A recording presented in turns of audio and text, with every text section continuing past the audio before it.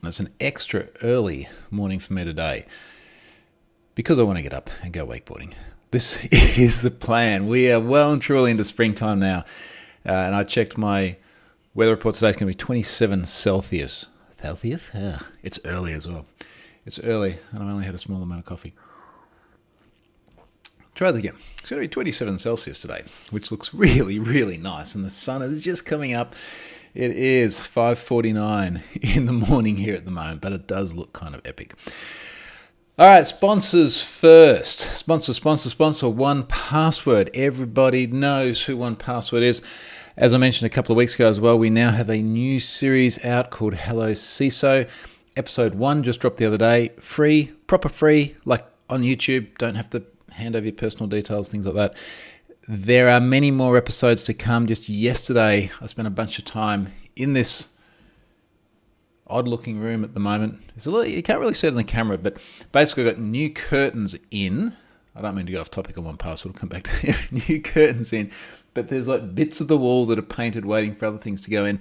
And then as I started doing all this, I've changed my mind and I want to actually do something different, which I think is going to be super, super, super cool. I'm going to talk about what that is at the moment because I'm not sure exactly what it's going to look like, but it will happen. I'm busy. I'll get around to it. 1Password. So, hello CISO. Actually recorded a couple more episodes just yesterday. We will have more dropping very, very soon. So I hope everyone is enjoying those. I think there's some really, really cool topics in there. Certainly some things that are near and dear to my heart. I find myself often when I do training material like that, harking back to my days in a corporate environment, my painful, painful days. Particularly, actually, I won't tell you what's coming up, but there is lots of things in there. It's just like, yep, been there. I know that problem. I know that pain. Look at the comments. G'day, Burton. Thanks for joining, mate. Thank you for the awesomeness comment on the blog post as well. I'm going to talk about the blog post later on. I do need to make sure that I keep this to about half an hour so that I can go and get all of my wakeboards and things ready to go and have a little boating adventure with Charlotte and friends. Now, Burton, you said happy 5th anniversary. I checked this morning. Burton told me, and I believed him, that it's 5 years since I started doing these videos. And just before I did this video, I checked, and I believe that video number 1 was the 23rd of September 2016. So I have made a note for 2 weeks from today, mate, to try and do something a little bit more celebratory. A lot has happened in 5 years. It's been a wild, wild 5 years. Mikhail says, oh my God, how can Burton always be the first one? Here's a good question. I don't know. Maybe Burton can answer that. Mitch is in Ottawa. G'day, Mitch. I hope Ottawa is nice today. I haven't been to Ottawa yet. I've been to several other places in Canada, but yeah, maybe one day. All right, I'm going to jump into it. AirTags. So, I don't actually have an AirTag with me here, but I think everyone knows what an AirTag looks like. And I've found a couple of interesting things with AirTags recently. Now, first of all, I rolled from Tile to AirTag. And I had Tile for many, many years. They went all the way around the world with me. They were, at the time, I'm going to use this caveat, at the time, quite cool. It's like, wow, you can have this tiny little battery-powered tracking device, small enough to clip on your keyring, or they had one that you could slide into your wallet as well. And they were Bluetooth, and anyone running the Tile app becomes like a beacon for the Tile. So the theory is easy. Let's say your luggage gets lost on the other side of the world. Someone on the other side of the world is running the Tile app on their device, and it sees the Tile. And if you're trying to find out where your Tile is, then it, through all sorts of, I imagine, cryptographic solutions to ensure privacy and anonymity, it can tell you where your Tile is. Good theory. Practice I always found with the Tiles was varying levels of crap. Now, most likely scenario that I had when I actually needed to use my Tiles is where did I leave my wallet or where did I leave my keys? They're somewhere in the house. I just don't know where. And I found that consistently when I actually tried to pick up my device and go, okay, where, I'd go, hey, the name I can't repeat, otherwise she starts listening, where's my keys? And she wouldn't be able to find them. And they'd be somewhere like really, really close by as well, like within Bluetooth range. I just found that very, very flaky. And I think thinking about the value proposition of having multiple other devices out there becoming beacons, the dependency on having people run this very particular app, which really was only in use if they went out and spent money buying the actual Tile products as well. It'd be interesting to see what the adoption rate of Tiles ultimately was, but I imagine it is some single-digit percentage of all the devices out there who are running the Tile app.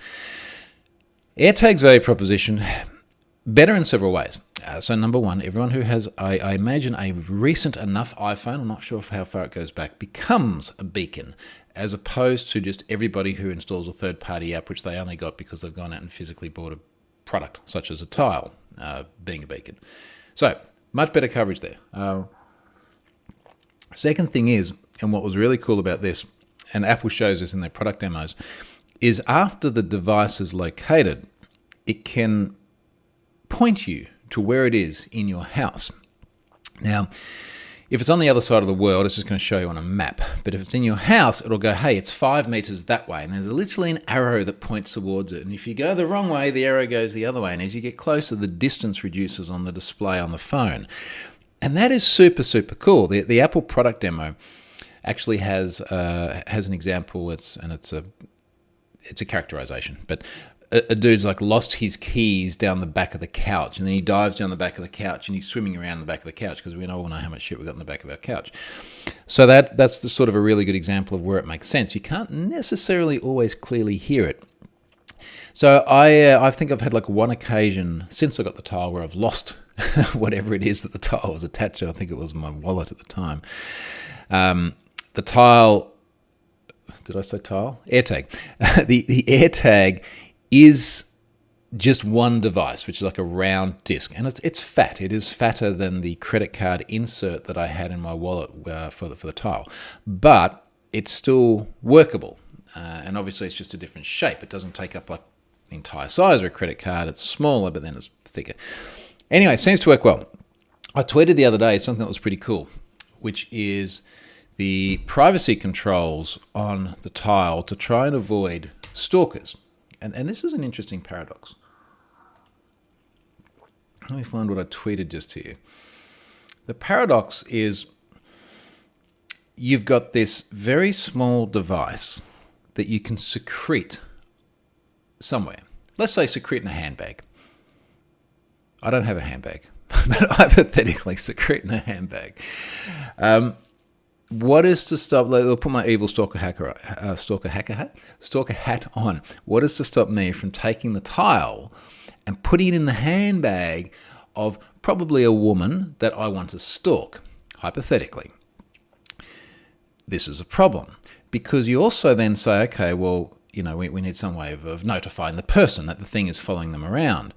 But then it's like, okay, well, what if I want to put a Tile on my bicycle and I want to hide it somewhere on my bicycle such that if someone steals my bicycle, I can track it? In both scenarios, and the funny thing here is we come back to the moral neutrality of technology again. It's a little bit like the argument of you can use encryption to secure your credit cards, you can use encryption to talk about nasty things that we don't want happening. So how do we handle this scenario? So the Tile solution was they don't have one. So there was no solution for Tile. The AirTag solution, I tweeted this the other day because Charlotte and I are out 2 days ago. We had a long walk, and very often I don't have like my full set of keys in my wallet on me, because these days I pay for everything on my phone. I just have like one little door key, so my pockets are light. But we're actually going to a club, not like a club, but it was a yacht club for lunch. Australia's a little bit weird. You've got to have ID for this sort of thing. Not because of your age, but because they've got to mark which address you've come from. So I'm like, all right, I'll take my wallet. It's got the AirTag in it. So we go for about a 2.5K walk to the yacht club, and I've got my wallet with me and Charlotte's with me. The wallet's got the AirTag. We go to the yacht club. We have lunch. We're walking back, and Charlotte gets this notice, and I've tweeted this. It says, Troy, and this is what shown on her watch where she first saw it. Troy Hunt's AirTag found moving with you. The location of this AirTag can be seen by Troy Hunt. Okay, that's kind of cool. So that was on her watch, and then we drilled down on the phone, and the phone says your location can be seen by the owner of this AirTag. The AirTag may be attached to an item you are borrowing. If this AirTag is not familiar to you, you can disable it and stop sharing your location. Which is kind of interesting because this is now saying you can disable the other person's tracking device. Now, if I was stalking her, that makes sense. If she was stealing my bike, it makes less sense. Now, people are actually asked a question in response to this, and the pennies only just dropped. Charlotte is part of my family as defined by Apple. So you know how you can have a family and you can have, for example, you can have a partner and then you can have children, all sort of things. So she is part of my family. Now, the alert on her watch is coming up from the Find My app.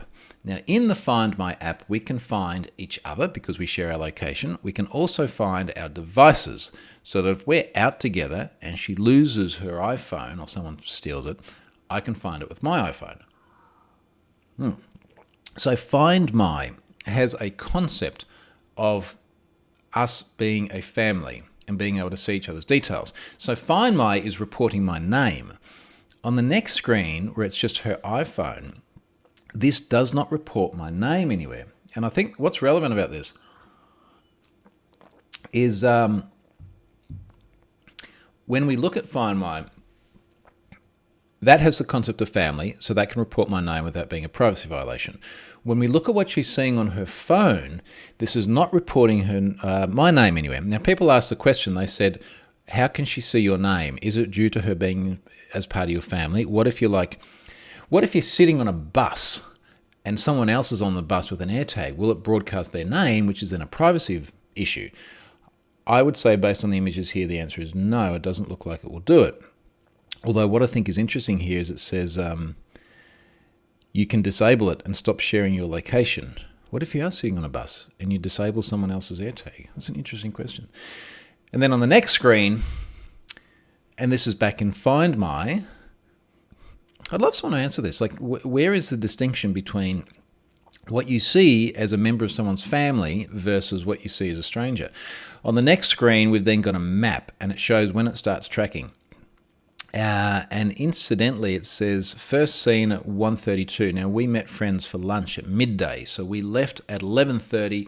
We walked together all the way down to the yacht club, sat there, had lunch, started walking back, and about halfway, or maybe a third of the way home here at 1:32, that's when it says it was first seen.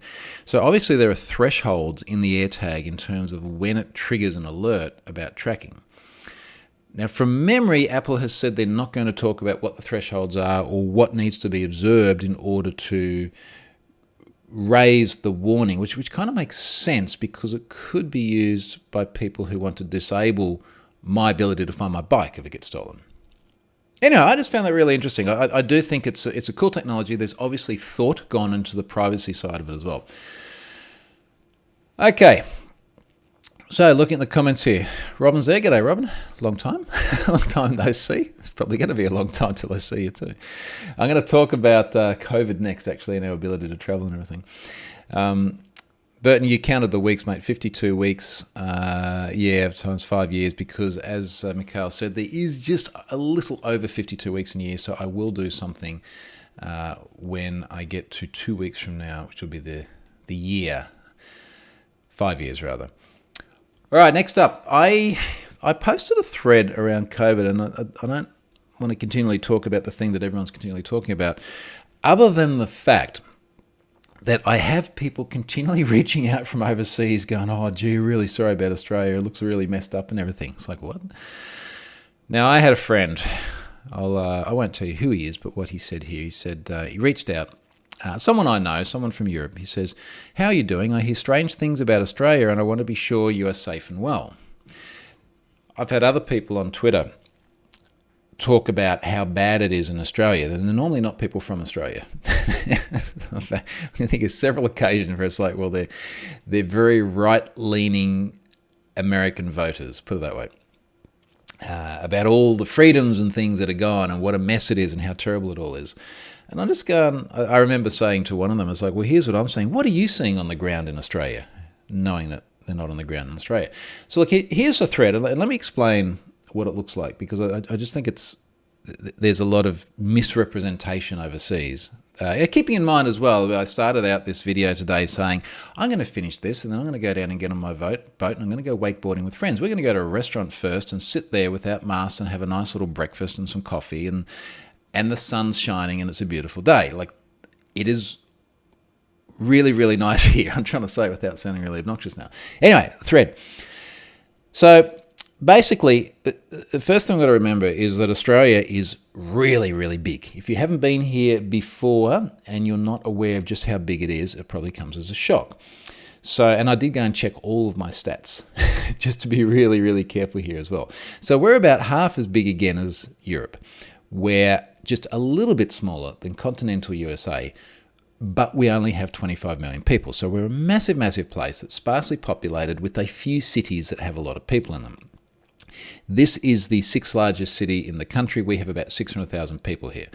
I was just in Darwin, which is the capital city of the Northern Territory, one of our states and territories. We don't have a lot of them. And I think their population was about 125,000 people. And 125,000 crocodiles as well. Different story. So, anyway, very, very sparsely populated. Now, it was very easy for the Oz government, in the same way it was very easy for the New Zealand government, just to go, nobody else is coming in, shut the borders, or at least have very, very tight controls on it. And then when people do come in, they're pretty much only coming in by aeroplane now. Very, very early on, there were still some cruise ships out there, and it was a mess in terms of the amount of COVID that got in.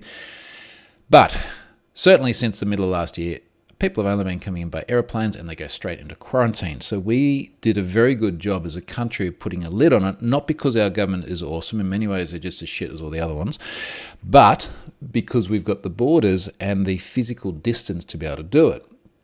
So we've had this really good run of it, and there were exceptions. Victoria, in particular, was a bit of a mess around June-ish last year. So they had a big outbreak there. And when I say big outbreak, I think they got up to about 500-something cases a day at peak in a state that's got, I think, roughly about 8 million people in it. They got on top of that. They literally eradicated community transmission and got back to 0 cases a day.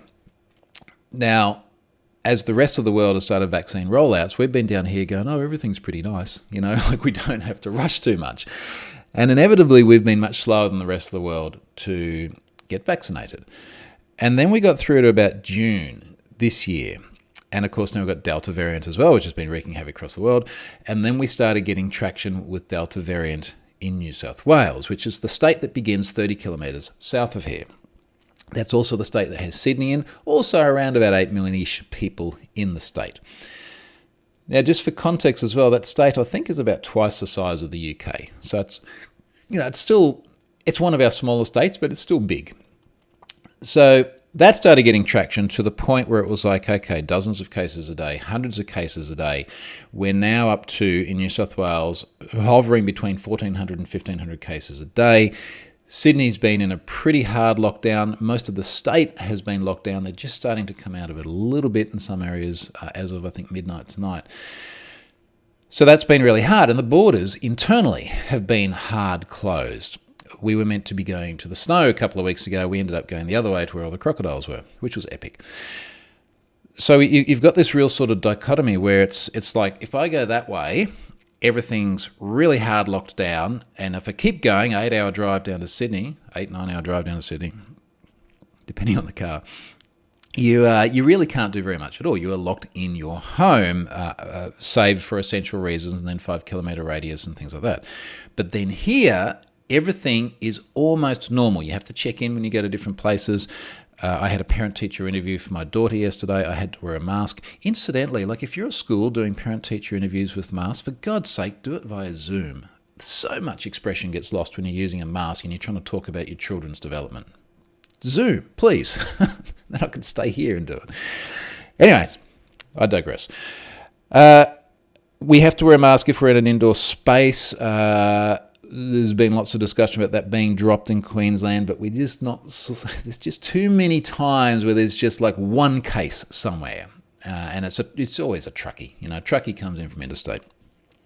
But for the most part, it's normal, and it doesn't really have any impact on the things we do in our daily life here. So for the people reaching out going, are you okay? It's like, yeah, we're fine. Like, it is life as normal here. There's really no tangible impact.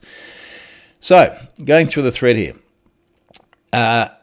I included a little embedded video here of when we were in Darwin a couple of weeks ago. As soon as we left the airport, the only reminder whatsoever of COVID was check-in barcodes in various places. Absolutely no masks anywhere. Frankly, no one even talking about it. And particularly once we got to Kakadu and there was no internet, we just forgot about it for like 3 days. All right, so going through the thread, things are pretty normal here. Now, when we look at our state, so we've got 5.2 million people in this state. Now, this is a state that's twice the size of Texas. Just, I know Americans think Texas is big. It's relative. It's not our biggest state either. 5.2 million people. 13 people have been hospitalized since day one. 13 since day one. 7 deaths. And there's only been 1 since April last year. And of course, that was a case where there's underlying conditions and so on and so forth. So we've had it exceptionally good. So when people are seeing these headlines, they're like, oh, gee, I hope everything's okay over there. Or even for us here as Aussies, when we're looking at it going, gee, it's a bit shit at the moment. It's like, yeah, but you're not dead. Like, I understand the lockdown is bad, but being dead is even worse. And we've had very, very little incidents of people being dead. Even in the current outbreak now, which is relatively terrible, and I use that caveat because when you look at the figures in other places, you realize how relative it is. Anyway, so moving on. Vaccinations. So in Queensland at the moment, we've got 36% of people double jabbed, including Charlotte and I. Thank you very much. And at this rate, it's going to be December before we hit 80%. 80% is what our government is indicating as one of the key milestones. In fact, they're indicating 70% and 80% are the two big numbers. Now, for New South Wales down here, they're saying once you get to 70%, you'll start to get a whole bunch of freedoms back for people that have been vaccinated, which includes things like gyms and restaurants and this sort of thing. And you can just see that the next big drama here is going to be vaccination passports and, well, what if you're not vaccinated? Or what if you can't be vaccinated? What if you're just an anti-vaxxer? Well, I won't get into what I think about them. So we're going to be quite some time away here, but well and truly before Christmas, based on the current rate, which of course is also dependent on people wanting to be vaccinated and also dependent on supply. So when we get to the southern states, what's the nuts and bolts here? It's a little bit weird. Like I've got an image in here of the border. Again, only 30 kilometres away, somewhere that we'd often go down to just for a coffee or a wander around. And there's literally bollards down the middle of the street and people coming on either side of the bollards to meet each other. And like in Father's Day, then just reaching across the bollards and, you know, Dad's having to be in New South Wales because he runs a coffee shop and Mum's on Queensland side because that's where the kids go to school. I heard this scenario on the radio just yesterday and they're reaching across, giving each other a hug. I'm not sure that really achieves the objective, but then again, the border does stop people en masse coming from one side to the other, or the border, hard border. Now, every time we sort of see things about protests. So there have been some protests in Sydney and Melbourne in particular, as there have been in many other parts of the world. And there have also been threats of truckies shutting down the nation. I just remember seeing videos a few weeks ago. It's like, Australia doesn't work if there's no truckies. We'll just shut down the country and then they'll have to reopen the borders. Yeah, that didn't work. Like, honestly, I don't think I even heard it on the news, but seeing these videos of like vigilante justice warriors going, yeah, we're going to shut down the country because you can't control our movements, just hasn't happened. And the protests we've had, other than a man punching a horse, true story, Google it, police horse, it just really hasn't been newsworthy at all. And then a bunch of these people have been tracked down and charged.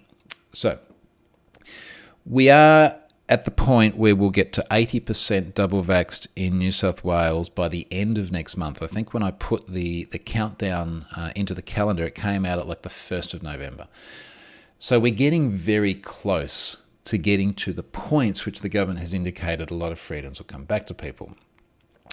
I've said here, international commentary feels a lot like bushfires and shark attacks. South Australia will be burning and friends will contact me. And I'll be like, yeah, well, that's 2,000 kilometres away. Sharks, front page news in Norway. Charlotte keeps telling me this. She's like, every time there's a shark attack in Australia, it's the front page news in Norway. There have been 237 fatal shark attacks in Australia since 1791. So it's like, well, you know, we've had, what's that, like 220, 30 years worth of tracking data and 237. So let's say it's just one a year. So one person a year has been eaten by a shark. Now, it's not good to be eaten by a shark. Don't get me wrong. Like, this is not a good outcome. But if your odds are in a country of 25 million people, and one of them a year gets picked off by a shark. Like, why are we even talking about this? The same reason why we're even talking about COVID lockdowns and things in Australia is that it's somehow impactful in any meaningful way in the broader sense of what's happening. You know what's impactful in Australia this year? A lot of people died on motorbikes. We've had a massive uptick of people dying on motorbikes, like multiple people a month sort of thing. That's much more newsworthy. So final bit of perspective here, I said, let's pick Norway as an example, given it's Charlotte's home and we often speak to people there, and I've spent a lot of time there and it's familiar. Since day one of the pandemic, there have been 171,000 cases in Norway and 826 deaths. There's a country of 5 million people, only 20% the population of Australia. Now, worldwide, or Australia-wide here, we've had 66,000 cases. So we've had about a third of the cases of a country that's got 20% of the population. Now, I'd say that's like a 15-fold difference, just roughly off the top of my head. We've had slightly more deaths. We've had 28% more deaths, but we've got 500% more population. So you see what I mean here? It's like when you look at the numbers, and then I pulled some data here from Our World in Data, which is interesting, which is sort of showing the total confirmed cases per million. So Australia has had 2,500 confirmed cases per million. Norway has had 30,000 confirmed cases per million. The US has had 120,000 confirmed cases per million. That's 50 times more than Australia. The UK, 100,000 confirmed cases per million. We're having an uptick now, but perspective, people, come on, please. All right, I'm conscious of time. I'm going to have a look at the notes, the comments in here. Pimdu says there have been reports of AirTags protocol being able to send data over the internet via nearby devices. Yeah, that's kind of the point, because it will connect to other Apple phones and send data so that everybody's phone becomes a beacon. Stephen says, interesting way they've tried to get the usage versus the privacy balance. I agree. I think it feels like a very reasonable balance under the circumstances. I'm sure it will change over time as well. It always does. Stephen says, I still have to convince my English friends that we're not all convicts, criminals in Australia. Why bother trying to convince people? Run with it, man. Own it. Mikhail says, you're just UK rejects. Yeah. In fact, I sent someone, I don't think it was even a response to this thread, but someone the other day going, someone in the UK saying our politicians are idiots. And I'm like, yeah, they sent us here. Like, here's a photo of the Great Barrier Reef in Australia. Yes, they're idiots. All right, moving on, because I gotta meet friends in about 15 minutes for my early Friday morning wakeboard. Czech Republic is on Have I Been Pwned. This is the government there now having full and free access to the APIs on Have I Been Pwned to be able to query their government domains. So big thanks to them. I think that was the 27th government. Zip through that one really quickly. Final thing that I did want to spend more time talking about, at least 5 minutes anyway, is my blog post on biometrics. Now, I have always found it fascinating that when we talk about biometrics, people have often said something to the effect of, don't use biometrics because if someone gets your fingerprint, you can't change it. Well, first of all, you can. It's not pleasant. I have Googled some of the ways to change your fingerprints, and they all involve either heat or sharp things or very quickly moving things. And none of those three things sounds very pleasant. So you can, not fun. Possibly harder if it's your face, because, I mean, the interesting thing here is you're using your face for authentication. If you grow a beard, Face ID still works. You could disfigure your... We're going down a rabbit hole. Point is here, for all intents and purposes, you don't really change your biometric attributes. But that statement, if your biometric attribute gets leaked, then you can't change it, is misleading, because it implies that your biometric attributes are usable in the same way as a password is usable. So here's how to log into someone's account with their password if you know it. You take the password and you put it in the password field. Job done. Like, that is it. By comparison, let's talk about what's involved when we're discussing biometrics. So if someone gets your fingerprint. Or someone gets your face. We've all got photos of our faces out there in one place or another. What's required? And I break this down into multiple parts because I think we need to think about this in very sort of segmented, logical ways. First of all, you've got to obtain a usable biometric attribute. Now, if that's face, maybe that is a photo. If it is a fingerprint, maybe you lift that off a glass. I've got a bit of James Bond in here. It is a lot harder to obtain a usable biometric attribute than what it is to obtain a password. Now, when I say usable, to obtain the print, you're going to need to have physical presence, but there are cases where a photo alone has been sufficient. In fact, one of the ones I found was, I think it was someone in Chaos Computer Club in Germany, because they do a lot of cool stuff with this, took a photo of a politician's finger. Face is a lot harder because all of the modern implementations of facial recognition, phone, for example, if you're using Windows alone with a sufficiently enabled camera, are not just an image. In this case, there's a dot projector. Broadcasts 30,000 dots onto your face, and then it uses an IR sensor as well to look at your face. It needs more than just a face, more than just a picture of a face. So obtaining something usable is a very, very different value proposition to obtaining a password. Using it is the next thing. We know how to use a password. My kids know how to use a password. If they know what my password is, they can immediately go and enter it somewhere. If they have the world's most perfect print of my hand, of my fingers, what do they got to do? Do they go and buy gummy bears? Do they melt them down? Do they do what James Bond did in Diamonds Are Forever, where they print prosthetic fingerprints, which then go over your own fingers? I guess it depends on what attribute you have and how sophisticated you are. But all of those things are a lot harder than entering a password into a field. Verifying. How do you build a system that verifies a password? Well, you say, does the password in storage match the one that's just been provided? If it's hashed, does the hash in storage match the one that's been provided? If it's hashed and salted, after we salt the password and hash it, does it match the one in storage? Like, it's easy. How do you verify that a fingerprint is the same? In Diamonds Are Forever, it was eyeballed. Yeah, these two things look the same. That's fine. That's not how the fingerprint reader on my desk here works. I don't know exactly how it works, but I know it's not just looking at something with an eyeball. It has a lot more fidelity than that. I've got a better idea how Face ID works because I wrote a blog post on it 4 years ago when it launched, and I gave it a whole bunch of research. And it does require things like infrared imaging and the dot projector and the camera. It's a much more sophisticated value proposition than just comparing two strings. So very, very different things. And then, of course, there's a whole bit about who your adversary actually is. And this is one of the big points I made. My adversary, primary adversary, my adversary with the most opportunity is my kids. They're the ones that are most likely to, and even still, like, they'll pick my phone up and they'll take selfies of themselves when I'm not there or something like that. But that's all they can do. They can't log into the phone. If they know my PIN, it's easy. They could discover my PIN in many different ways, not least of which is observing me entering it, because one day I'm going to be sitting there on the couch, chilled out, and not realize that they're standing right behind me and they see the PIN being entered. As far as I know, my kids don't know the PIN to my phone, but they see me unlock it all the time because I unlock it with my face. The NSA may be able to do this. NSA may be able to bypass fingerprints, may be able to bypass Face ID. Again, it's a much more complex construct, Face ID.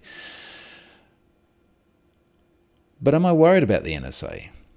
Well, I'm worried about them in some regards, but are they the ones that I'm worried about getting into my phone? And if we're being objective about this, are they going to be more likely to unlock my phone with a biometric as opposed to a PIN? Because they could observe me entering the PIN.